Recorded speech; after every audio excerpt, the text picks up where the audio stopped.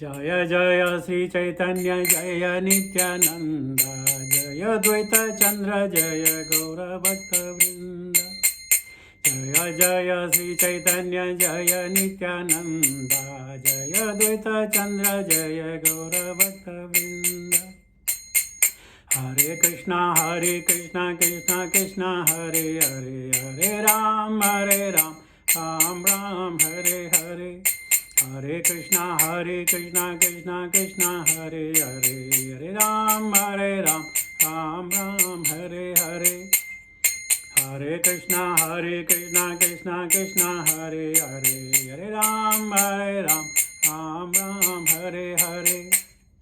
जय जय श्री चैतन्य जय नित्यानंद जय द्वैत चंद्र जय गौरभक्तवृंद। जय जय श्री चैतन्य जय नित्यानंद जय द्वैत चंद्र जय गौरभक्तवृंद। हरे कृष्णा कृष्णा हरे हरे, हरे राम राम राम हरे हरे। हरे कृष्णा कृष्णा हरे हरे, हरे राम राम राम हरे हरे।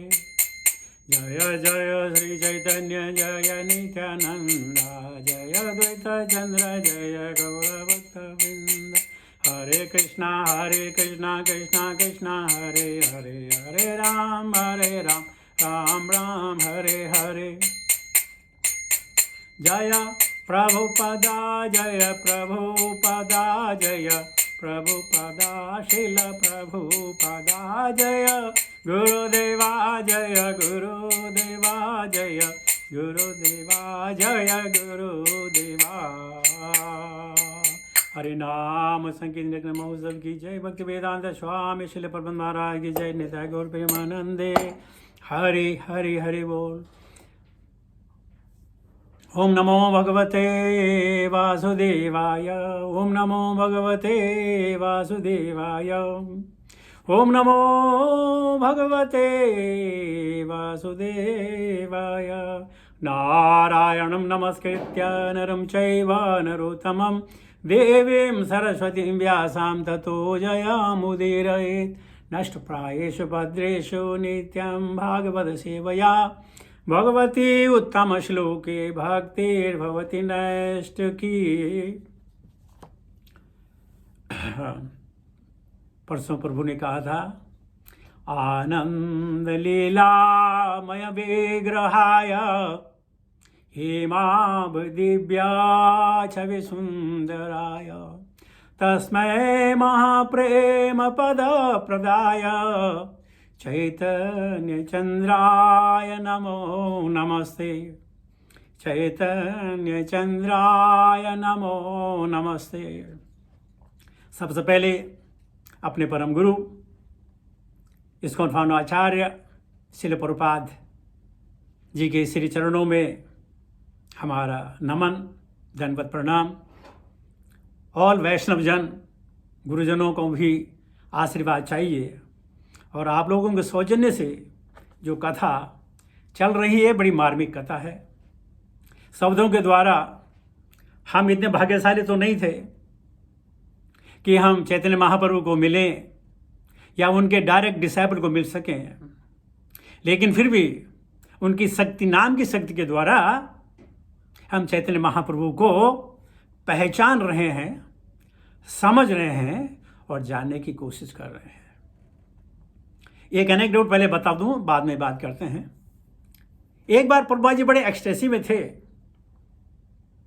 भक्तों के बीच में थे, जैसे चांद तारों के बीच में रहता था, और चैतन्य महाप्रभु के बारे में बताने लगे, नाम की महिमा बताने लगे और कहने लगे कि देखिए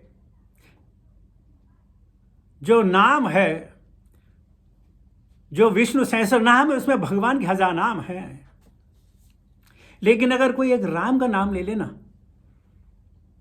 तो वो विष्णु के 3000 नामों के बराबर है। और अगर कोई कृष्ण का नाम ले ले, नहीं, राम का नाम 1000 विष्णु के नाम के बराबर है। एक राम का नाम 1000 विष्णु। लेकिन अगर कोई कृष्ण का नाम ले ले तो 3 राम के नाम, यानी 3000 विष्णु के नाम। और फिर अगर किसने गौरंग का नाम ले लिया तो वो भगवान कृष्ण के 4 नामों के बराबर। तो जब वे उद्गार बोल रहे थे, किसने कहा है स्वामी जी, तो फिर हम हरे कृष्ण महामंत्र क्यों जाप करते हैं? हम बोलेंगे गौरंगा गौरंगा गौरंगा गौरंगा नित्यानंदा नित्यानंदा, क्यों नहीं? प्रभुपाद जी को बड़ा गुस्सा है, बोलते हैं यू स्टूपिड, हमें वो करना है जो भगवान ने बोला है। भगवान ने कहा है कि हरे कृष्ण के मंत्र का जाप करो, लेकिन हाँ, जाप करने से पहले गौरंगा का नाम, जाप खत्म कर दे गौरंगा का नाम, क्या प्रॉब्लम है? तो यानी गौरंगा का नाम इतना शक्तिशाली, आपने अरविंद पर सुना, कल आपने अर्जुन पर सुना, इतना उसके अंदर गूढ़ रहस्य है कि हम लोग उसको समझ नहीं पाएंगे। अगर समझ ना पाए, अगर जान भी ले, तो हमारा जीवन में उद्धार ही होगा। तो एक बार दामोदर पंडित ने मुरारी गुप्ता से पूछा, हे भक्त शिरोमणि, बताइए कि भगवान ने अवतार क्यों लिया? और अवतार ले लिया तो भगवान है, सन्यास की क्या जरूरत है? चलो सन्यास भी ले लिया, कोई बात नहीं है, तो दर दर क्यों भटक रहे हैं? और फिर राधा गोविंद का नाम लेकर, राधा कृष्ण का नाम लेकर रोते क्यों हैं?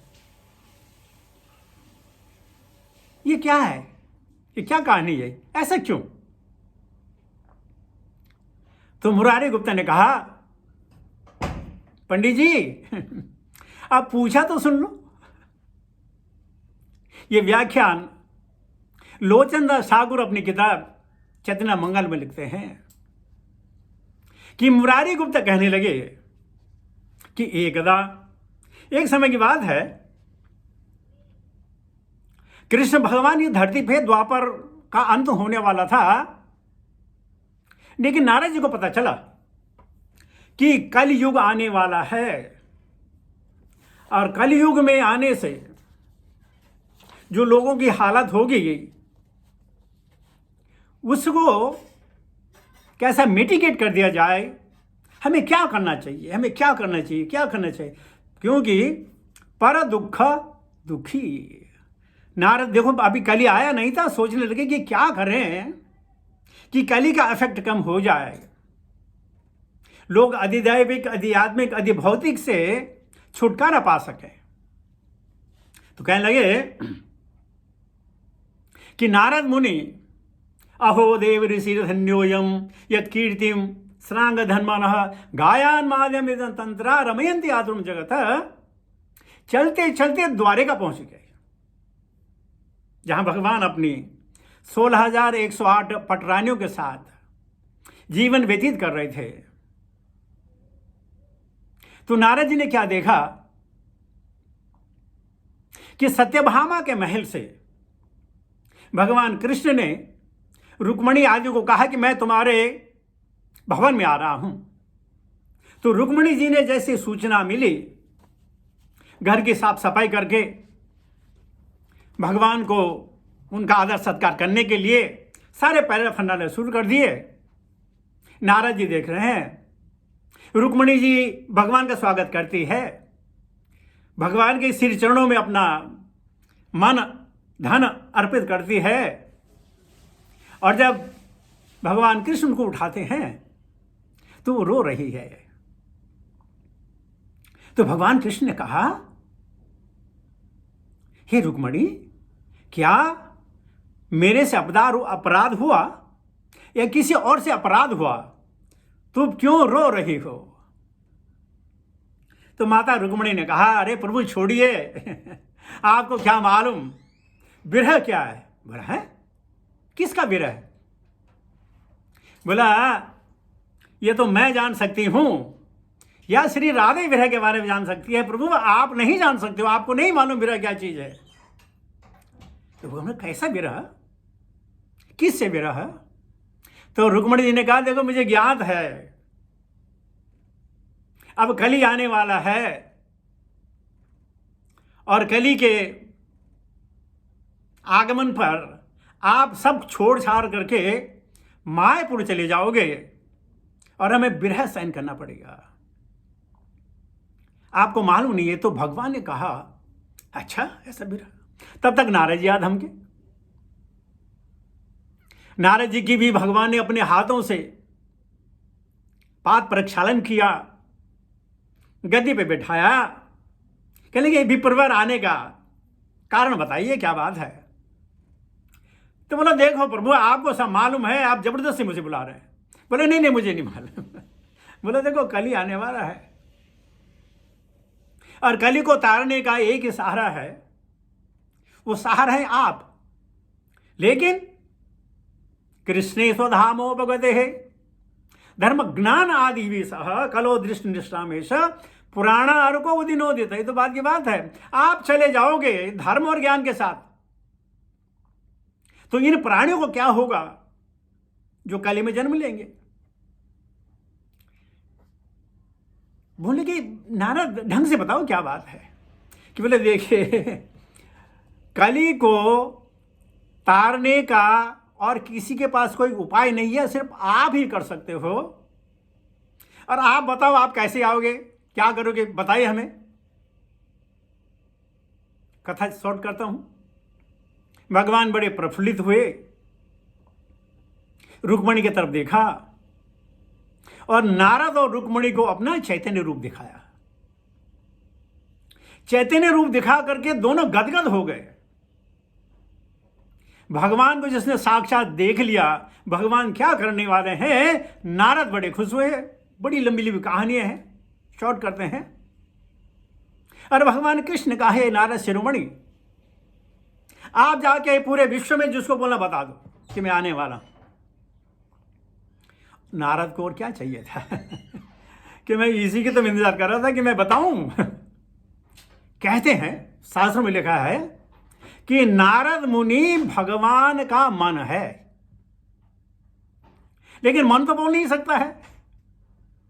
इसलिए नारद जी के द्वारा अपनी मन की जो धारणा है लोगों को बताते हैं। अब नारद जी निकले, अभी कलयुग है, भगवान अभी इसमें है, द्वापर युग है, भगवान यही है, चल पड़े। ब्रह्मा जी के पास गए, शिव जी के पास गए और उद्धव को नैमिषारण्य में मिले। उद्धव को नैमिषारण्य में मिले। ये बात बताइए, कलयुग में भगवान गौर रूप के आएंगे, अपने नाम का प्रचार करेंगे और इस पृथ्वी को धन्य करेंगे। जो गौर के बारे में जानता हो, सुनता हो, उनको धन्य करेंगे। इस प्रकार सब जगह नारद जी ने बता दिया कि क्या होने वाला है, कैसे होने वाला है। और साथ में ब्रह्मा जी को कहा, देखो अगर यदुकुल शिरोमणि पृथ्वी पर आ रहे हैं, आपका कर्तव्य बनता है आप उनकी सहायता के लिए आप जाएं। तो यानी सारे के सारे जितने भी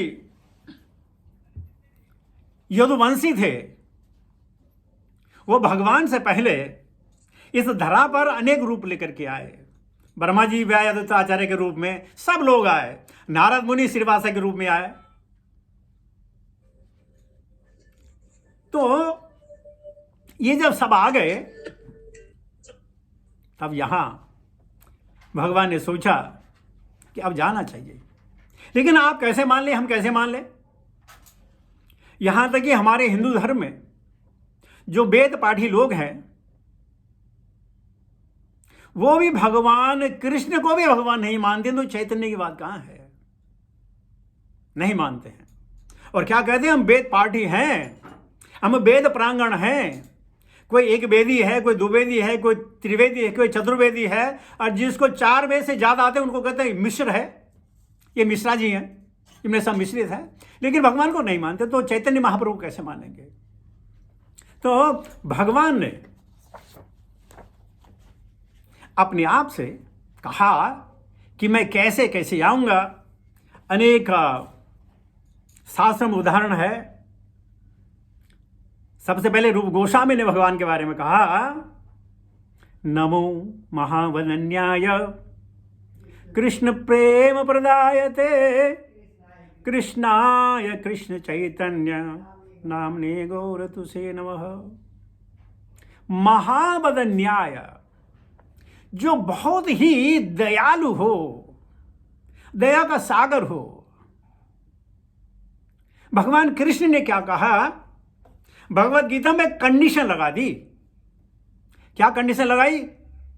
सर्वधर्मान परित्यज्य माम एकम शरणम व्रज। सबसे पहले धर्मों को छोड़ो, तब स्वीकार करूंगा। सर्वधर्मान परित्यज्य माम एकम शरणम व्रज अहम त्वाम सर्व पापेभ्यो मोक्षयिष्यामि मा शुच। कब करूंगा? जब धर्मों को छोड़ेंगे। अब हम धर्म छोड़ नहीं सकते। हमारा शरीर धर्म है, हमारा पुत्र धर्म है, पति धर्म है, पिता धर्म है, समाज धर्म है। कैसे हम छोड़ेंगे? तो भगवान चैतन्य महाप्रभु ने सोचा कि नहीं नहीं नहीं, ये बड़ा मुश्किल होगा। इन लोगों को सरल धर्म छोड़ना तो बड़ा मुश्किल होगा। तो रूप गोस्वामी कहते हैं, नमो महावदन्याय। महा का मतलब है क्या बोलते हैं उसको? कंपैशन रेज्ड बाय 1000 और 10,000। और क्या है? कृष्ण, और कैसे करेंगे क्या? कृष्ण प्रेम प्रदायते। कृष्ण प्रेम देंगे। किसको? सबको। सबको कृष्ण प्रेम देंगे। उनके साथ कोई भेदभाव नहीं होगा। यहां तक कि चैतन्य महाप्रभु ने कुत्तों को भी कृष्ण प्रेम दिया। झारखंड में जब जा रहे थे तो जितने जंगली जानवर थे उनको कृष्ण प्रेम दिया। कृष्ण प्रेम प्रदायते। कृष्णाय कृष्ण चैतन्य, ये चैतन्य है, ये कृष्ण है। कृष्ण का रूप है लेकिन है चैतन्य, काले नहीं है। भगवान राम के तरह हरे भी नहीं है। चैतन्य नाम ने गौर तुसे नमः। हे गौर, हम सब तुमको साष्टांग दंडवत प्रणाम करते हैं। आगे अथर्ववेद में कहा गया है। भगवान के बारे में कहीं लिखा है कि नहीं लिखा? हम कैसे मान ले? हो सकता है हम किसी को कल भगवान माने बोले सबके भगवान है, हम सबको लोग भगवान मानना शुरू कर देंगे। भगवान के बारे में जो आने का जो है पूरा का पूरा शास्त्रों में वर्णित है। इसलिए ताकि कोई मनगढ़ंत कहानी करके किसी को भगवान न मान ले।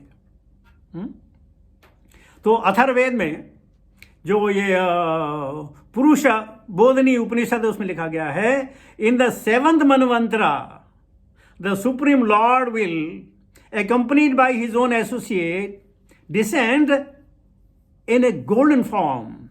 He will teach the chanting of his holy name. यह है पुरुष बोधनी उपनिषद। और आगे अथर्ववेद में भी और कहा गया है, ये इस्टेब्लिश करने के लिए कि श्री कृष्ण चैतन्य राधा कृष्ण नहीं अन्य। श्री कृष्ण चैतन्य राधा कृष्ण नहीं अन्य। अथर्ववेद में लिखा गया है, the supreme Lord himself says when between 4,000 and 5,000 years of Kali-yuga have passed, I will descend to the earth in a place of the Ganga shore. I will be a tall, saintly Brahmana, devotee of the Lord, and have a golden complexion. I will be renounced and free from all desire. I will accept the order of renunciation, sannyasa. I will be a devotee advanced in bhakti yoga. I will chant the holy name of the Lord. I will taste the sweet mellows of my own devotional service. Only the great devotees will understand me. Now, if Chaitanya was God, so that time भगवान कृष्ण चैतन्य भगवान है, तो उस जमाने में कितने लोगों ने जाना ये भगवान कृष्ण है। नाहम प्रकाश सर्वसः मोह माया समावृत मूढ़ोयम ना विजानाति माम एव परम अव्ययम। जो मूढ़ है भगवान को नहीं समझ सकते हैं। कैसे नहीं समझेंगे? मान लिया जाए कहीं क्रिकेट मैच चल रहा हो, या हॉकी मैच चल रहा हो, या फुटबॉल मैच चल रहा हो, तो उस अरीने के अंदर वही जा सकता है जिसको अधिकार है। बिना अधिकार के आदमी उसके अंदर नहीं घुस सकते हैं, या टिकट लेकर के या कुछ ऑर्गेनाइजर बन करके वही घुस सकते हैं, वही आनंद ले सकते हैं। जो बाहर है कितने भी संख्या हो, वो अंदर नहीं जा सकते हैं क्योंकि वो पात्र नहीं है। तो चैतन्य महाप्रभु भी इसी प्रकार इस घेरे में थे कि जो भगवान में जिनकी आस्था थी वही भगवान को समझ पाए, बाकी सब भगवान को नहीं समझ पाए। और इस समय जितने भी वेदों में ये चीजें लिखी हुई थी, लोगों का ध्यान आकर्षित ही नहीं हुआ, नहीं लोगों को पता चला। इसलिए भगवान को कहते हैं त्रियुगी नारायण, लेकिन युग तो 4 होते हैं। तो 3 युग क्यों कहा गया? 3 युग में भगवान के कोई भी दर्शन कर सकता है, कभी भी दर्शन कर सकता है, भगवान को माने या न माने, 3 युग में। लेकिन जो ये 14 युग है, इसमें अधिकार चाहिए। भगवान सबको दर्शन नहीं देते हैं। इवन द्वापर में भगवान कृष्ण को ज्यादा से ज्यादा 200-300 आदमी ने जाना होगा। तत्व आदमी तो सबने देखा कि कोई बोलते ये पॉलिटिशियन है, कोई बोलते ये चोर है, कोई बोलता ये है, देखा, लेकिन तत्व नहीं जाना।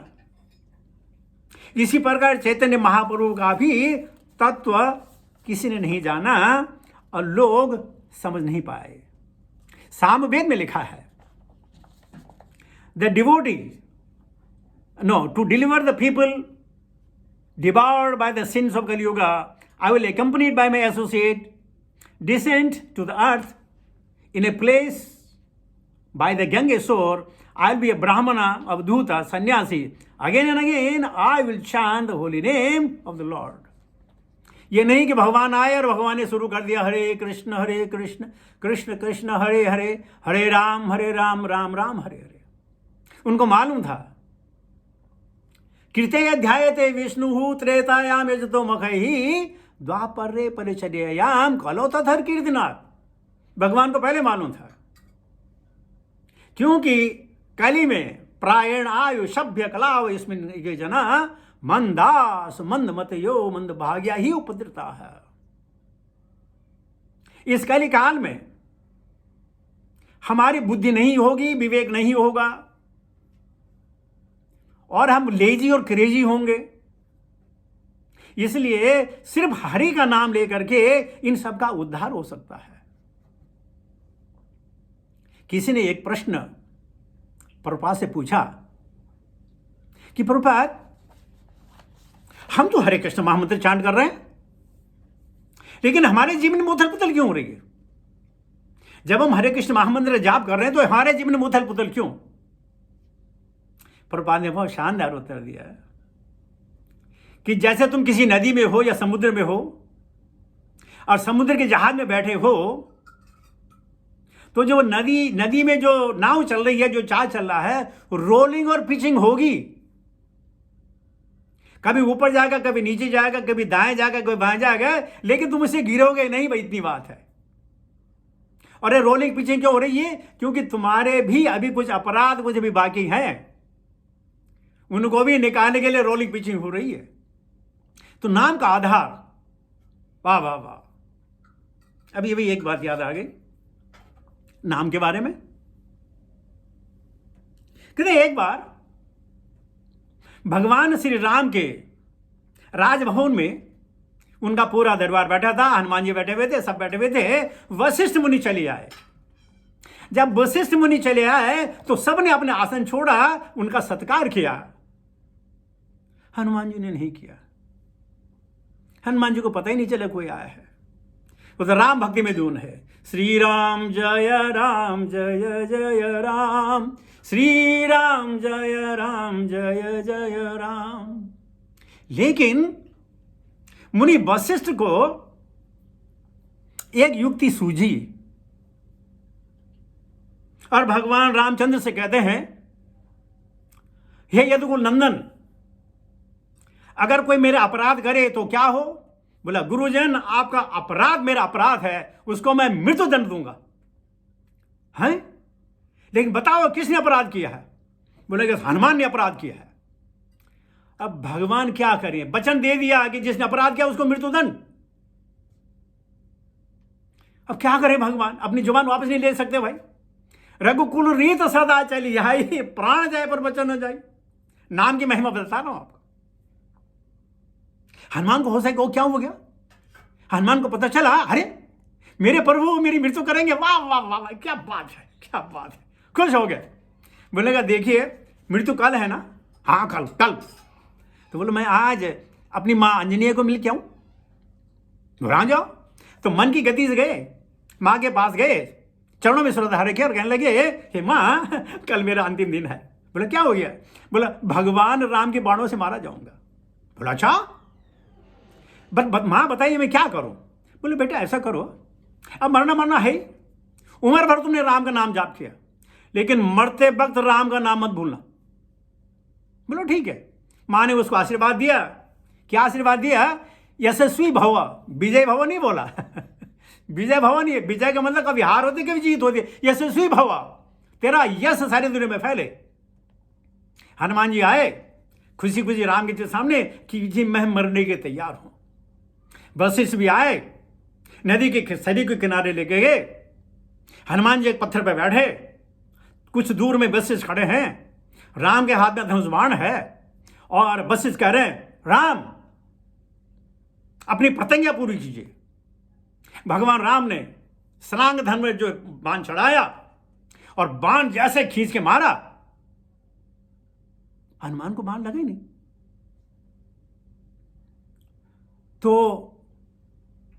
अब गलानी हुए राम जी को कि मैंने प्रण दिया, वचन दिया है गुरु के सामने। ये गुरु समझेंगे ना, इसने बाण जो है जानबूझ से दूर फेंका। उन्होंने दूसरा बाण उठाया, बेम मारा निशाने पे, वो बाण भी छू। इस प्रकार भगवान राम जो है बड़े परेशान हो गए कि अरे यार मेरे बचनों का क्या होगा, रघुकुल रीत का क्या होगा। मालूम है हनुमान मरने के बाद तो ऊपर जाएंगे ना, कोई प्रॉब्लम है ही नहीं ना, उसकी तो प्रॉब्लम नहीं है। लेकिन अपने प्रयास के प्रयत्न के बाद भी नहीं मार पाए। तो गुरु ने कहा, हे रघुनंदन बस चुप करो, आज मुझे पता चला कि तुमसे बड़ा तुम्हारा नाम है। बोलो कैसे? अरे बोलो राम नाम जप रहा है, कैसे मार सकते हो? तुम्हारी हिम्मत है उसको मारने की? तो ये है नाम की महिमा। चैतन्य महाप्रभु जब साउथ इंडिया के टूर में गए और उन्होंने, जो लोग उनको मिलने आए, उन्होंने उनसे हरि नाम सुना। और जब लोगों घर गए, लोगों को बताया कि हमें ऐसा हुआ, क्या मिला? हरि नाम मिला। जब उन्होंने हरि नाम गाया, उनको हरि नाम मिला, दीक्षित हुए हरि नाम से। वो लोग दूसरों को पूछा, तीसरों को पूछा, और होते करते आज 535 साल के बाद वो नाम हमें मिला प्रभुपाद के द्वारा। जो चैतन्य महाप्रभु ने दिया साउथ इंडिया में, वो नाम हमें मिला प्रभुपाद के बारे में। इतनी महिमा है नाम की और इतनी महिमा कि गुण बखा न जाए। हरिदास ठाकुर की बात ले लीजिएगा।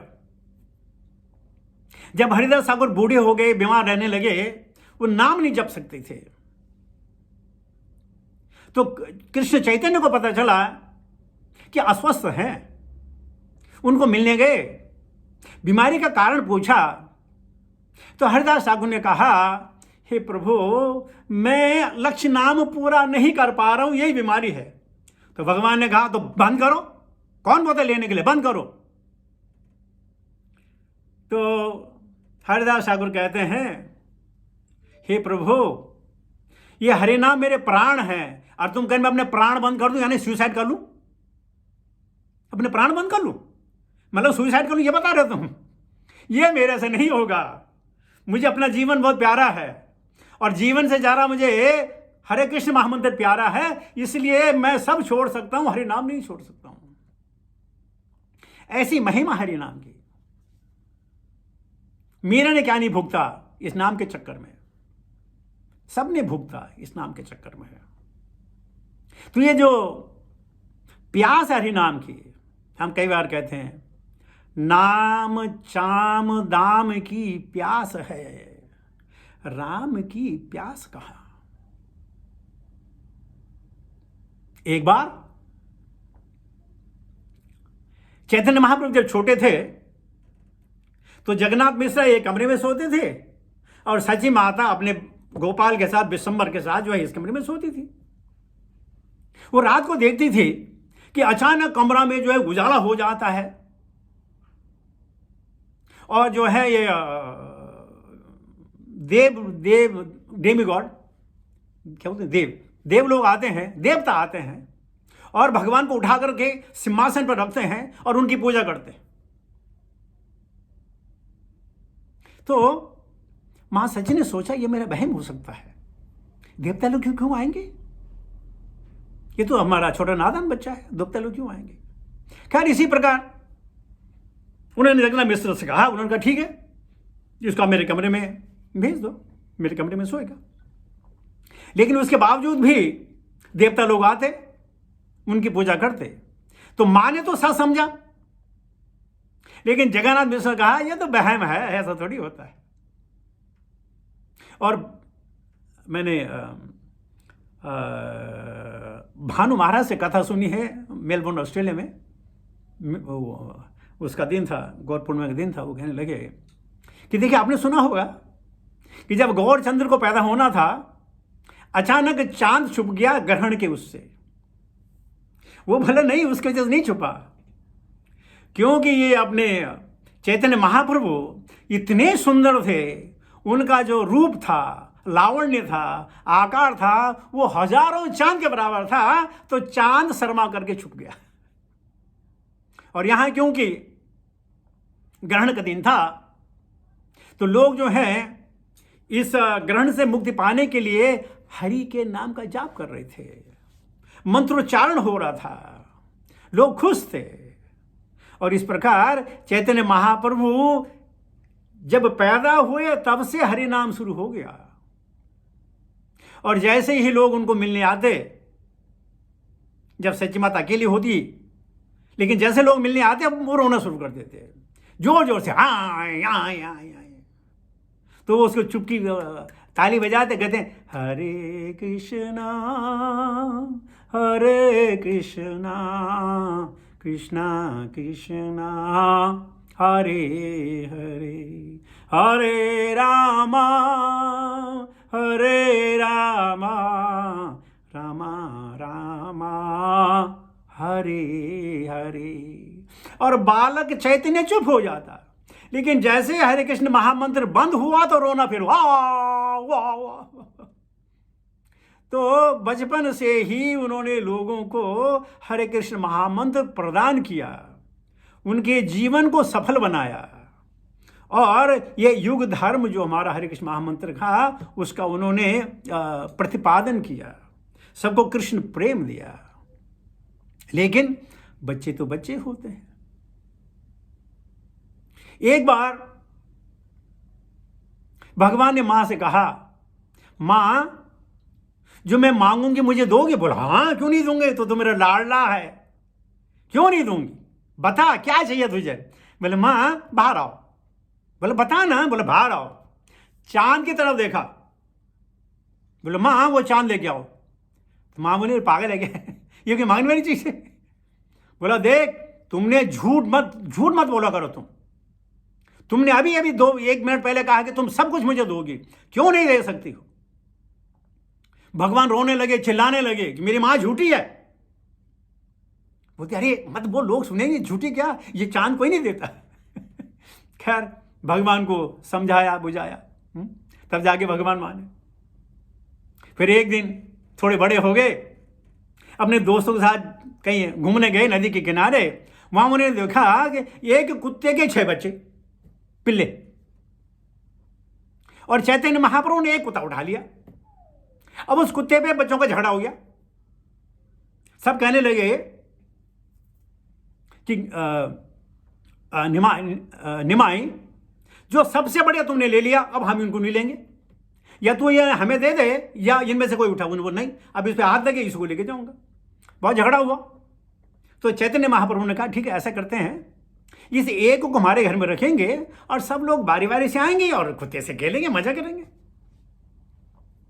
लेकिन उनमें से एक लड़का जो था ना, वो गुस्सा हो गया। जब चैतन्य महाप्रभु अन्य दोस्तों के साथ घर कुत्ते को लेकर जा रहे थे, सची माता मिले, बोले अरे तेरा बच्चा कैसा ब्राह्मण है, कैसा ब्राह्मण है ये, कुत्ते के साथ खेल रहा है। तो मैंने कहा कुत्ते के साथ खेल रहा है मेरा बच्चा। घर गई तो भगवान देखे कुत्ते के साथ खेल रहे हैं, हंस रहे हैं, कूद रहे हैं। माँ ने बोला निमाय इसको भेगो। बोला नहीं, ये मेरी शरण में है, इसको कहीं नहीं जाने दूंगा। कितना समझाया, बोला नहीं, अब ये कुत्ते के साथ खेलूंगा मैं। तो सची माता ने कहा ठीक है, एक दो दिन कोई बात नहीं है, दूसरे दिन कुछ कर देंगे हम।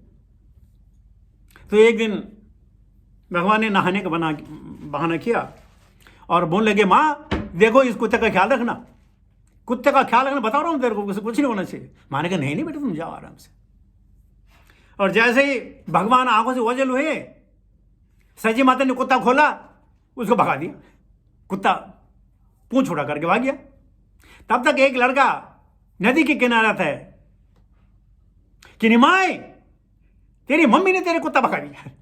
और निमाई को गुस्सा कि मैंने बोला था मत भगाना मेरा कुत्ता। अब जब वो आए तो देखा मार्केट प्लेस में कुत्ता डांस कर रहा है, हरे कृष्ण कृष्ण कृष्ण हरे हरे, हरे राम राम राम हरे हरे। और उसको देखने के लिए वहां भीड़ है, बहुत भीड़ है, लोग तालियां बजा रहे हैं, उसके साथ भी गाना गा रहे हैं। अब निमाई ने देखा, आई अरे कुत्ता तो वही करा जो मैं करने के लिए चाहता था, तो करने लग गया, अब छोड़ो। खैर कहते हैं वो डांस करते करते जो है कुत्ते ने शरीर त्याग किया और वैकुंठ लोक से उसके लेने के लिए विमान आया। तुम्हारे इतने नटखट थे प्रभु। एक बार मां ने आवाज लगाई निमाई निमाई, तो निमाई बोलता मम्मी मैं तेरी आवाज नहीं सुन पा रहा हूं। बोला अच्छा, जवाब दे रहा है और आवाज नहीं सुनाई दे रही। फिर बोला निमाई तू ऐसा क्यों करता है? अरे बोले मामी तुम नहीं समझोगे, चुप, बहस मत करो, तुम नहीं समझोगे। अनेक लीलाएं भगवान कृष्ण थोड़ी थोड़ी अलग लीलाएं की उन्होंने। जब वो नहाने जाते और जो लड़कियां थी वो गंगा मां की पूजा के लिए प्रसाद लेके जाती थी, तो भगवान कृष्ण कहते थे, चैतन्य कहते थे कि देखो प्रसाद मुझे खिला दो, अगर नहीं खिलाओगे तो तुम्हें जो है बूढ़ा पति मिलेगा, तुम्हें रोगी पति मिलेगा तुमको। तो बेचारी लड़कियां डर के मारे उसको खाना खिला देती थी। कभी उनके गोद में बच्चे खेल रहे होते हैं, वो निमाई को देख रहे होते हैं और निमाई चुपके से उसके कान में पानी डाल देता था बच्चों का, बच्चे चल बड़े नटखट थे। चैतन्य महाप्रभु इतने नटखट थे कि सबकी हालत खराब कर रखी थी। एक दिन मम्मी से कुछ झगड़ा हो गया, वो एक जूठे बर्तन पे बैठे हुए थे। मम्मी ने कहा तुम ब्राह्मण हो, उच्च कुल के ब्राह्मण हो, लोग सुनेंगे, हमारी बेइज्जती होगी, तुम ऐसा क्यों करते हो? तो चैतन्य महाप्रभु ने एक टुकड़ा उठाया, जोर से मां की तरफ फेंका और मां के सिर में लग गया और मां को मौका मिल गया। मां जो अचेत हो गई, मानो उनको जो है फेंट आ गया और लोगों ने बोला अरे अरे क्या हो गया क्या हो गया क्या? अरे सच्ची माता मर गई, सच्ची माता मर गई, सच्ची माता मर गई। किसने मारी? इसने मारी, इसने पत्थर मारा। तो भगवान दौड़ करके आए, बड़े दौड़ करके आए, मम्मी का सर उठाया, अपने जांघों में रखा, बोला मम्मी मम्मी ओपन आइज। तब तक एक बूढ़ी औरत उसने कहा देख निमाई, और माँ सची ने उनको आंख मार दी थी कि मैं ठीक ठाक हूं, फिक्र मत करो, हाँ बस। तो भगवान रोने लगे। तो किसने कहा देखिए इस पे कोई छाया लग गई है, अब कहीं से तुम 2 नारियल लेके आओ और उस नारियल के द्वारा हम इनकी पूजा करेंगे और ये बिल्कुल ठीक हो जाएंगे। तो उनका ये बोलना था कि भगवान के हाथ में 2 नारियल आ गए। वो सब स्तब्ध रह गए, क्या है ये अभी यहां बैठा हुआ है, नारियल के झाड़ कितना दूर है, कौन चढ़ेगा कौन तोड़ेगा, ये 2 नारियल आ गए। तो सबको पता चला ये विलक्षण बुद्धि का बालक है, इसको करने दो जो कर रहा है। आपने देखा होगा, आप लोगों के बच्चे होंगे, जब तुम्हारे बच्चे खेल रहे होते तुम्हें बड़ा बड़ा आनंद आता है, लेकिन जब तुम्हारे बच्चों को खेलते पड़ोस से देखें उनको आनंद नहीं आता, बोले शोर मचाते हैं, बदतमीजी संभाल के नहीं रखा हुआ। लेकिन चैतन्य महाप्रभु और कृष्ण भगवान ऐसे बालक थे जिनकी बाल लीलाओं को देखते हुए सारे के सारे गांव जो आनंदित हो जाते थे, आनंदित। कोई नहीं कहते थे गलत कर रहा, सब कहते अरे वाह वाह क्या बढ़िया क्या बढ़िया क्या बढ़िया। और 40 मिनट हो गए, थोड़ी सी एक दो चीज और बता दूं आपको। तो चैतन्य महाप्रभु, आपने कल बात सुन ली थी कि किस प्रकार उनका विवाह लक्ष्मी ठाकुराइन से हुआ, विष्णुप्रिया माता जी से हुआ, किस प्रकार उन्होंने संन्यास लिया। उन्होंने अपनी माँ से कहा कि माँ, मेरी दूसरी शादी हो गई है, अब मेरा फर्ज बनता है कि मैं अपने पूर्वजों को तारने के लिए गया जाऊं। तुम्हारे कहने की कोई ज़रूरत नहीं है, बहुत समय है, अभी तुम बच्चे हो, जवान हो गए तब चले जाना। बोल नहीं माँ, मैं जो हूँ अपने पूर्वजों का कर्जा उतारने जा रहा हूँ। इस बार बहुत सारे लोग श्री चैतन्य के साथ गया गए। गया में उनको भाग्यवश अपने गुरु ईश्वरपुरी से मुलाकात हुई, जो माधवेंद्रपुरी के शिष्य थे, और आज माधवेंद्रपुरी का भी आविर्भाव दिवस है।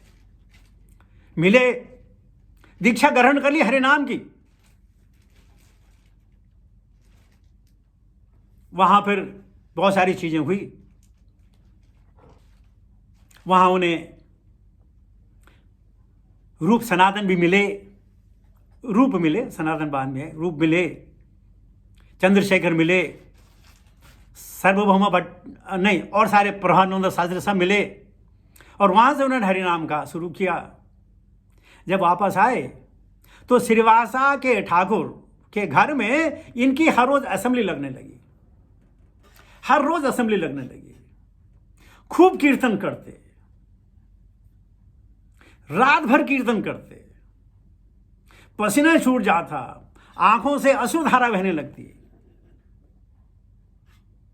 और ये कार्य जब रोज था तो किसी दूर के ब्राह्मण को पता चला कि और छोड़ो, नाम वाम की तो हम नहीं जानते हैं, लेकिन जिस प्रकार कृष्ण चैतन्य नृत्य करते हैं वो नृत्य देखने लायक है। वो नृत्य की कल्पना जो है स्वर्ग वाले बासी भी, रंबा, मेनका भी नहीं कर सकते, इतना शानदार डांस करते हैं।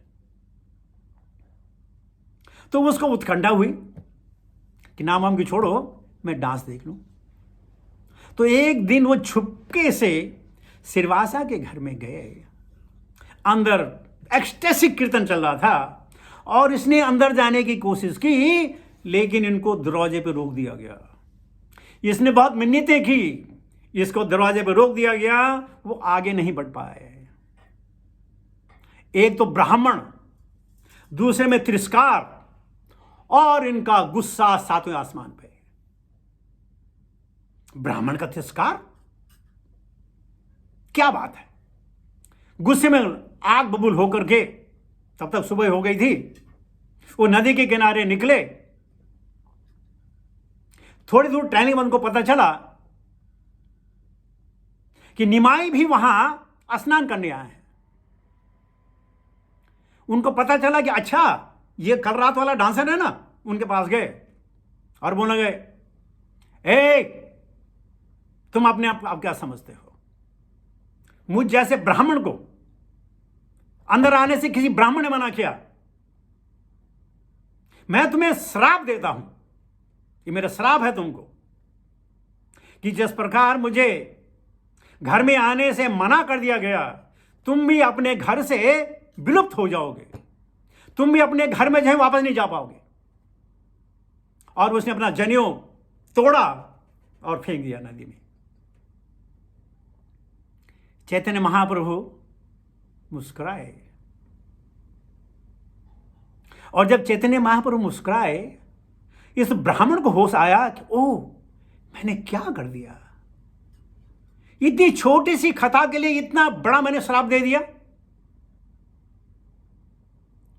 वो चैतन्य महाप्रभु के पैरों में गिरे, रोने लगे, तड़पने लगे और फिर कहने लगे, मुझे मालूम है ये शब्द, ये गुस्सा तुमने मेरे अंदर दिया।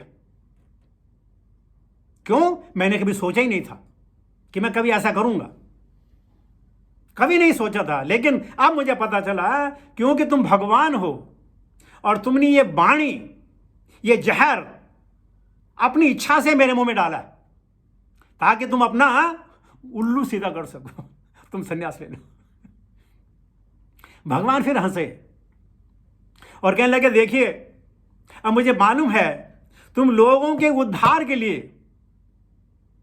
प्रवर्तकाचार्य बनोगे, गांव गांव जाओगे, देश विदेश जाओगे, उनको उद्धार करोगे। लेकिन मेरा क्या, मेरा तो पतन हो गया ना। तुम कैसे महापतन न्याय हो?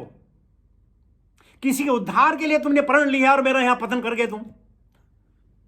तो भगवान ने उनको उठाया, गले लगाया और जैसे गले लगाया उसके सारे पाप खत्म और वो भी जो है भगवान का सारथी बन गया।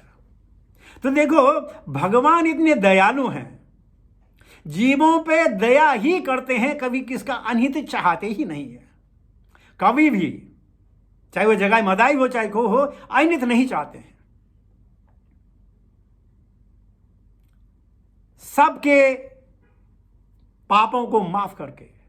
और देखो, जो उन्होंने उनको एम्ब्रेस किया, ब्रह्मा जी को भी ये सौभाग्य नहीं मिला, अद्वैत आचार्य को सौभाग्य नहीं मिला कि भगवान को कंठ में लेके हक करके उनको जो है उनके शरीर की गंध सुन सके।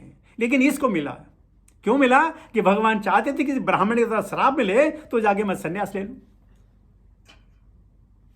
और जब सन्यास की बात आती है, बड़ा मार्मिक दृश्य है। उसको कहते कहते गला रुनाता है, तो हम उस विषय को नहीं टच करते हैं। और चैतन्य महाप्रभु ने जो इस दुनिया को दिया है, रस प्रदाय थे, ऐसा रस, ऐसी चीज़ें भगवान ने इस गली के लिए दी हैं ताकि सिंपली आदमी चांद करे। लेकिन एक चीज़ और, जब हम चांद करते हैं तो चांद करते करते अपराध होते ही रहते हैं। अनायास अनिच्छन विवासनेव वलादिव नियोजितः। क्यों? काम ऐश क्रोध ऐश। हमारा जो चांटिंग है वो काम के वश हो रही है, क्रोध के वश हो रही है, अनायास पाप होते रहते हैं। इसे शास्त्र कहते हैं चांटिंग करो, लेकिन भागवतम और भगवत गीता की भी चांटिंग करो। तब हमें पता चलेगा क्या करना चाहिए, क्या नहीं करना चाहिए, कब करना चाहिए, कब नहीं करना चाहिए। तो सिर्फ चांटिंग, चाहे माला में हो या कांग्रेगेशन हो, लेकिन शास्त्रों का अध्ययन भी चांटिंग है और उसकी चांटिंग भी हमें हर समय करनी है ताकि हमारी चांटिंग में निखार आए। आपने देखा तो पिछले से 3-4 दिन पहले जो प्रभु थे, उनकी वाणी में कितनी मिठास है, कितनी मिठास है। बताऊं क्यों? एक तो वो माला का जाप करते हैं और दूसरे में अध्ययन करते हैं। वाणी में मिठास होना, अध्ययन करना बहुत जरूरी है और चांटिंग करना भी जरूरी है। तो अगर अपनी वाणी में मिठास लानी है, अपने हृदय में काम क्रोध मोह लोभ सारे को भगाना है, तो करना पड़ेगा। बहुत सारे लोग प्रश्न करते हैं, अरे भक्ति से क्या होता है, नाम जप के क्या होता है, आपको क्या मिलता है? नाम जप के करने से आपको क्या मिलता है? अगर नाम जप करने से कुछ मिलता होता तो ब्राह्मण लोग, विप्र लोग जो हैं वो बेचारे निर्धन नहीं होते। क्या मिलता है? तो लोग कहते हैं कि भाई मिलता बोलता तो कुछ नहीं है, हाँ खो जरूर जाता है। बोला अच्छा, जब खो जाता तो हम उस नाम की चांटिंग क्यों करें? बोला खो जरूर जाता है, मिलता तो कुछ नहीं है, खो जरूर जाता है। बोला क्या खोता है? बोला काम खो जाता है, क्रोध खो जाता है, द्वेष खो जाता है, लोभ खो जाता है, मद खो जाता है, मात्सर्य खो जाता है, खो जाता है। और ये जब चीज़ खो जाती हैं तो फिर मिलता क्या? कृष्ण प्रेम प्रदायते, तभी तो कृष्ण प्रेम मिलेगा ना। बिना खोए कित पाए प्रेम प्यारे मीत। जब तक हम कुछ खोएंगे नहीं तो पाएंगे कैसे? यह संसार है, इसमें लेना और देना है, खाली पाना ही पाना नहीं है, लेना देना भी है। और देखिए, नॉलेजेबल पर्सन, दो प्रकार के नॉलेजेबल पर्सन होते हैं, एक तो भौतिकवादी, दूसरे आध्यात्मवादी। नॉलेजेबल, हाँ, कुशागर बुद्धि के। भौतिकतावादी यानी जो अपने और अपने बारे में सोचे, और आध्यात्मवादी जो भगवान कृष्ण और उनके भक्तों के बारे में सोचे। भाई इतने फर्क है, दोनों कुशागर बुद्धि है, दोनों का काम एक है, कल के प्रयोजन अलग है। दोनों है एक, लेकिन उनका जो है गोल अलग अलग है। अब हम भी ये ठहर जाती है कि हम क्या बने, कुशागर बुद्धि भौतिकतावादी या आध्यात्मिकवादी। और हम सबको फैसिलिटी है। भगवान ने भगवद ने कह दिया, यथा इच्छे से तथा कुरु, जो मर्जी करना करो, मैंने बता दिया क्या करना है। तो चैतन्य महाप्रभु आए और सबको ये रस का प्याला पिला के चले गए। एक एनेक्डोट और बता दूं कि अद्वैत आचार्य जो उनके बहुत बड़े थे उनके उम्र में, और वो हमेशा जो है भगवान के जो है, भगवान उनके पैर छूते थे, लेकिन वो चाहते थे कि भगवान का भी मुझे आशीर्वाद तो दे। भगवान का आशीर्वाद मिले नहीं। ये जरूर है भगवान मेरे कहने पे आए हैं, वो बात अलग है, लेकिन आशीर्वाद तो मिला नहीं। तो अद्वैत आचार्य को एक युक्ति मिली कि मैं ऐसा करता हूं, मैं मायावाद का प्रचार करता हूं, और क्योंकि जब मायावाद का प्रचार करूंगा तो ये कहानी कृष्ण चैतन्य को जरूर मिलेगी, ये कथा, और तब आके मुझको सुधारने के लिए मेरा अपना कृपा हस्त है, मेरे शरीर पर रखेंगे। तो जिन्होंने मायावाद शुरू कर दिया, और भगवान कृष्ण चैतन्य बोले, इतना बड़ा स्ट्रॉन्ग डिवोटी मायावाद फैला रहा है, किधर है? तो देखा वो नदी के किनारे एक सिंहासन पे बैठे हैं, हजारों की भीड़ है, मायावाद का प्रवचन कर रहे हैं। भगवान आए गुस्से में, वो उसकी सीढ़ियां चढ़ी, व्यास आसन पे पहुंचे और एक झापड़ जो है अद्वैत आचार्य को मार दिया। और अद्वैत आचार्य ने यह बहाना लेकर के अपनी गलती करने के लिए उनके पैर पकड़ लिए। जरूरत नहीं थी, उम्र में बहुत बड़े थे, लेकिन अपनी गलती सुधारने के लिए मुझे माफ करना, मुझे माफ करना, पैर पकड़ लिए। बोला अब कहां जाएगा, अब तो पकड़ में आए। तो ऐसी ऐसी कहानियां हैं कि चैतन्य महाप्रभु कैसी भी करके उन्होंने इतना प्रेम लोगों को दिया है, वो प्रेम के सागर हैं। मैंने सुना है भक्ति भृंग गोविंद महाराज से कि सारी कायनात में विष्णु के रूप में सिर्फ चैतन्य महाप्रभु हैं जिन्होंने कृष्ण प्रेम का जो डैम है ना, डैम में जो हजारों लीटर पानी होता है, वो डैम खोल दिया उन्होंने, ताकि सबको जो है भर पेट मुंह पेट भर पानी मिले। ये सिर्फ चैतन्य महाप्रभु कर सकते हैं। और आज हम देख रहे हैं, कई साल गुजर गए, 530-35 साल ज्यादा गुजर गए, और आज भी वही प्रेम, वही करुणा, वही ध्यान, वही मग्न, वही रुचि भगवान के बारे में। शास्त्रों में बड़ी लंबी लिस्ट है, मैं नहीं पढ़ना चाहता था, बहुत लंबी लिस्ट है, किस किस पुराण में क्या क्या कहा गया है। बहुत अच्छा एक एपिसोड भी है ब्रह्मा जी और पिपलाद मुनि के बीच में, कि भगवान चैतन्य के बारे में बता रहे, वो आके क्या करेंगे, कहाँ जन्म लेंगे, उनका क्या औचित्य होगा, और किस प्रकार वो अपनी लीला को समाप्त करेंगे। आप सबने तो चैतन्य चरितमृत पढ़ी होगी, सब लोगों ने पढ़ी होगी। मैं कोशिश की कि कुछ एनेक्डोट आपको सुना करके आपकी याद ताज़ कर सकूं। बाकी हमारी इतनी सामर्थ्य नहीं है कि श्री कृष्ण चैतन्य के बारे में सब कुछ जान सके, लेकिन किसी ने कुछ भी जान लिया तो वो सब कुछ के बराबर है। सब कुछ जानने से या थोड़ा भी जानने से भगवान के बारे में सब कुछ है। तो आइए ऐसे श्री चैतन्य महाप्रभु को मिल करके नमन करें। नमो महावदन्याय कृष्ण प्रेम प्रदाय थे कृष्णाय कृष्ण चैतन्य नामने गौर तुसे नमः। हरे कृष्ण। वाणी को विराम देता हूँ। कोई ऐसी बात तो मैंने नहीं कही है कि आपके प्रश्न बने, लेकिन प्रारूप है क्लासों का। अगर आपके कोई प्रश्न हो और अगर मैं उत्तर देने में सक्षम हुआ तो मैं कोशिश करूँगा, नहीं तो मैं हाथ जोड़कर आपसे प्रार्थना करूँगा कि इसका उत्तर मुझे नहीं मालूम। हरे कृष्ण।